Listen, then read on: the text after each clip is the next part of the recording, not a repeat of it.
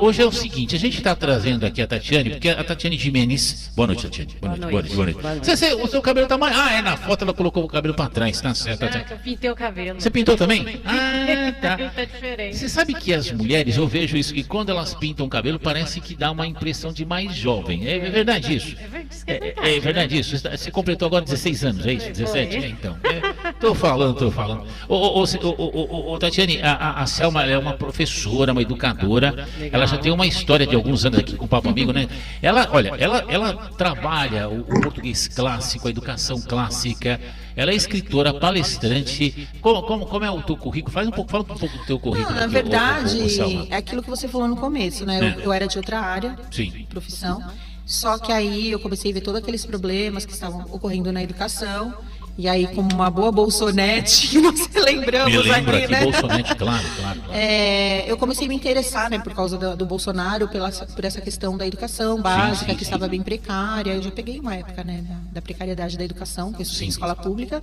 E depois a questão da linguagem mesmo, né, a gramática não ser tão mais exigida na escola, de toda essa relativização do ensino formal, né? E o Bolsonaro vinha alertando sobre isso e também sobre a proteção das crianças. E tudo isso fez levantar um alerta. E aí foi quando a gente começou, eu e as meninas, que eram psicólogas, começamos a fazer palestra, alertar os pais sobre a questão tanto do sistema de ensino que estava e ainda está falido, e também em questão da proteção da criança, em termos da sexualização da criança, né? É um perigo isso. E aí o que aconteceu? Para você ter autoridade, para você falar no meio da esquerda, eles só respeitam quem tem título. Entendi. Então, como eu sou bem autodidata, eu sabia muito sobre os temas, eu fui pesquisar, mas eu não achei suficiente. E aí eu fui buscar meus títulos, e aí eu me formei em letras, eu me formei em psicopedagogia, né? E isso fez muita diferença na minha vida. Né? E isso acabou fazendo diferença na minha vida, não só pela militância, porque eu entendi que só a militância não faz nada por nós. Você tem que dar alguma contribuição para a sociedade. Questão da contribuição para a sociedade, hoje a gente está falando muito sobre essa questão da inteligência, a inteligência artificial, e hoje nós colocamos como tema, até passei para a Tatiane também, algumas informações básicas, porque assim, o Papo Amigo, gente, que fique claro, é um bate-papo, é uma reflexão. Não precisa chegar aqui com 30 livros, decorar perguntas e respostas. Eu vou perguntar para você o que você comeu na hora do almoço. E você tem a liberdade de falar assim, não me lembro. Você tem a liberdade de falar isso, não tem problema não. Porque aqui nós vamos fazendo reflexões. É uma opinião dentro da tua vivência, dentro da sua sabedoria. E eu achei muito interessante, por exemplo, olha o tema que eu coloquei aqui, ó. Inteligência artificial versus inteligência universal. Como a educação, o ensino e as leis estão reagindo.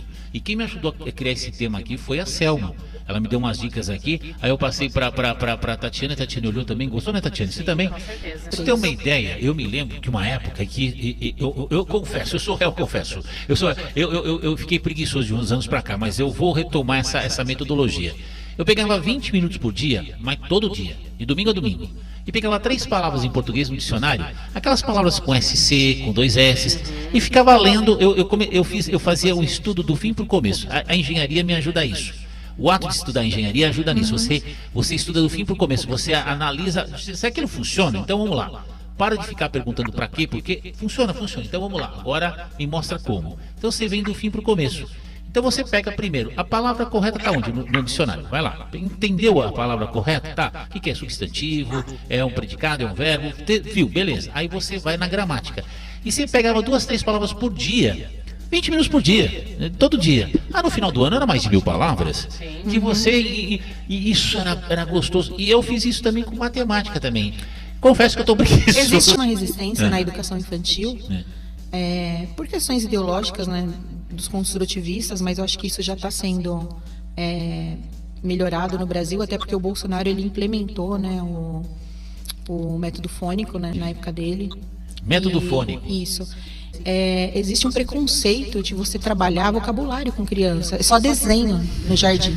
E não, você tem que trabalhar coordenação motora fina, desde a pega do lápis. Você começa com a pintura, com o desenho. Nós começamos com a pintura rupestre na pré-história.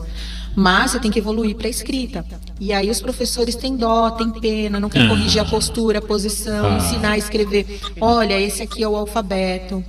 até de forma interessante, ó, surgiu lá com os fenícios, para criança ter interesse, né? E aí ensinar, ó, são 26 letras, porque aí você já ensina matemática junto. Claro. É formado por consoantes e por vogais, aí você começa a aprender primeiro o A, o B, o C na velha caligrafia, e não se faz mais isso.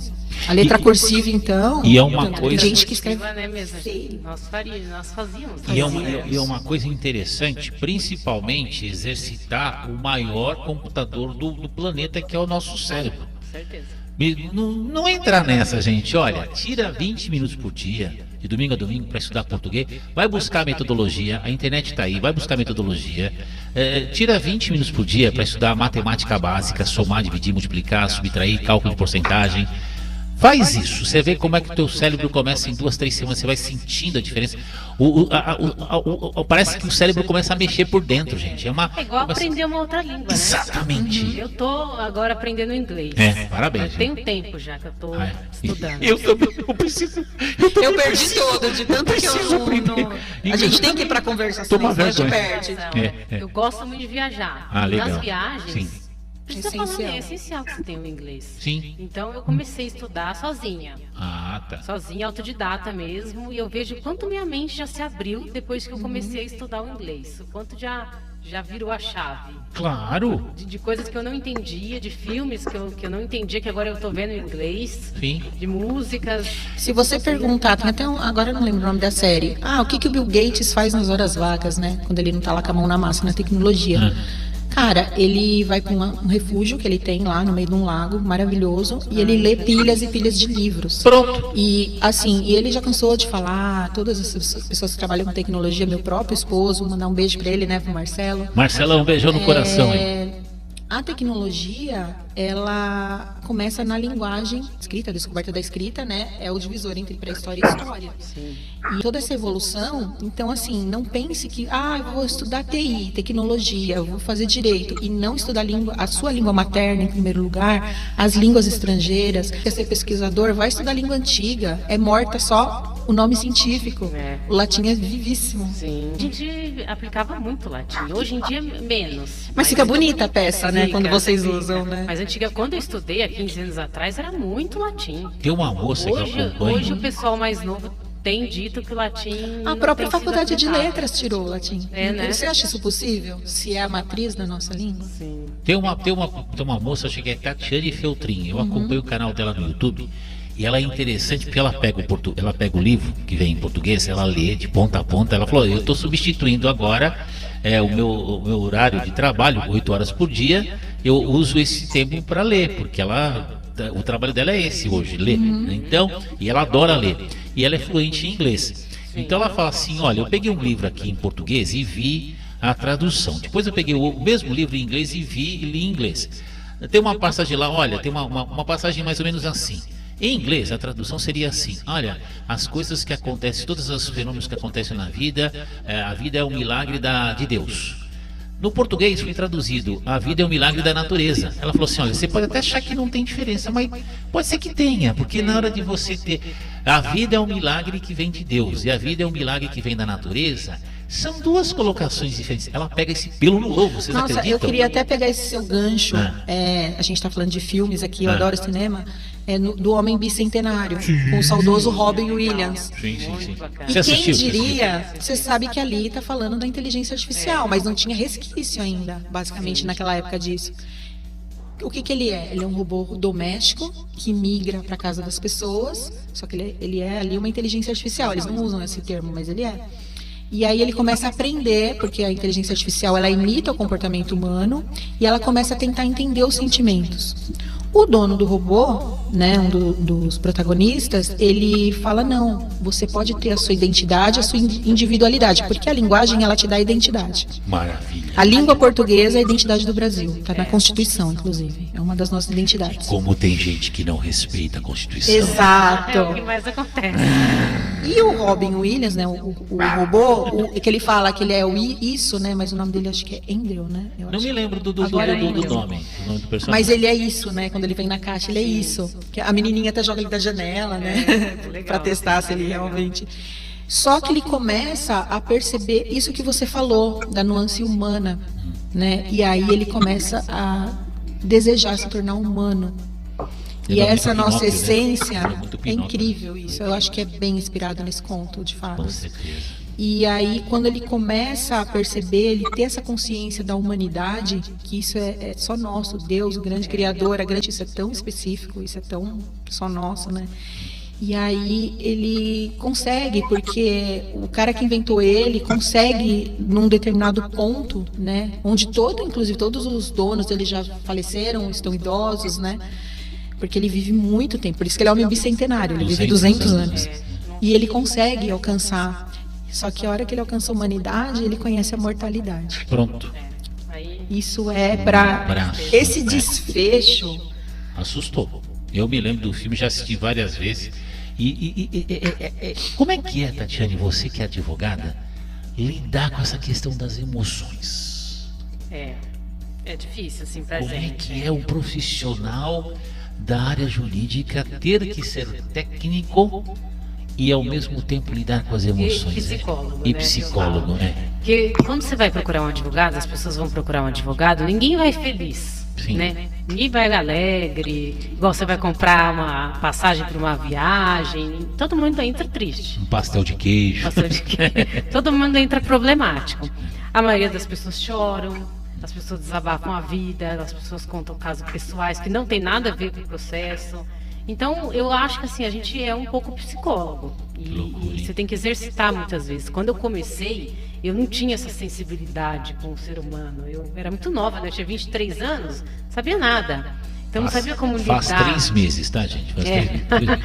Não sabia como lidar com uma mulher chorando, um homem chorando na minha frente por causa de uma separação. Uma pessoa em desespero. Uma pessoa em desespero, que eu lido muito com pessoas endividadas. Então, a pessoa vem em desespero, elas choram, elas acham que não tem mais saída. E aí eu fui aprimorando essa questão até estudei um pouco psicologia, não faculdade não.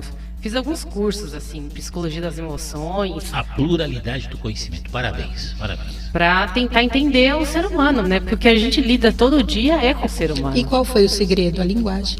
A linguagem. A linguagem emocional. Filme, vocês me falaram, agora me lembrou, tem um filme com o Mel Gibson e o Chaplin, é o Louco e o Gênio. O Champagne é... Gente, vocês assistiram esse filme? Eu acho que eu já assisti. É um filme assim, é um filme que o Mel Gibson sempre foi considerado um homem bonito no cinema norte-americano, no cinema mundial. Mas ele já tá barbudo, cabeludo, já tá com mais de 60 anos. E aí o que acontece? Esse filme, ele foi feito baseado numa história real, onde um cara sai correndo à noite com uma garrucha, há 100, 200 anos, sei lá eu, perseguindo um cara, vai lá e atira. Você traiu minha mulher, não sei o que, você pegou minha mulher, não sei o que, você não sei o que. Ele mata o cara, só que matou o cara errado. E o cara vai preso, né? E ele é muito loucão, esse cara, que é o Champagne.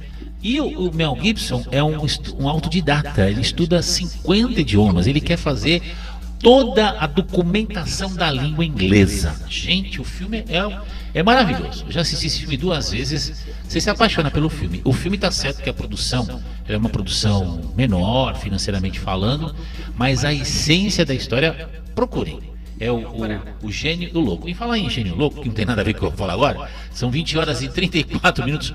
Vamos para o intervalo. Ô, Vitória, você põe todos os intervalos, tá bom? Obrigado pela gentileza. Obrigado aí. Daqui a pouco a gente volta.